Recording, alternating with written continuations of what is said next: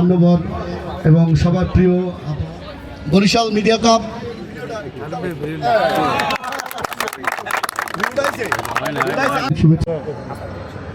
আমাদের মাঝে আর কিছু কি করে খেলাধুলার সাথেই তাদের যোগাযোগ থাকে, খেলার নিউজে তাদের মন লক্ষ্য থাকে।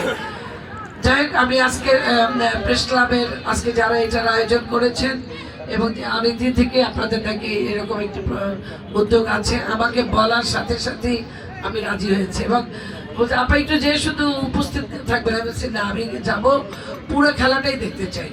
এবং আমি যার জন্য একটু অনেক সাংবাদিকরা আয়োজকদের অনেকের আশা রাখি, কিন্তু আমি এসেছি। যাই হোক, আমি এই জন্য আমি আপনাদের পাশে আছি। আমাদের বর্তমান প্রধানমন্ত্রী আপনারা দেখেন যে উনি কীভাবে খেলাকে গুরুত্ব দিচ্ছে, খেলোয়াড়দের গুরুত্ব দিচ্ছে এবং খেলার মাঠ নিয়ে উনি কথা বলছেন।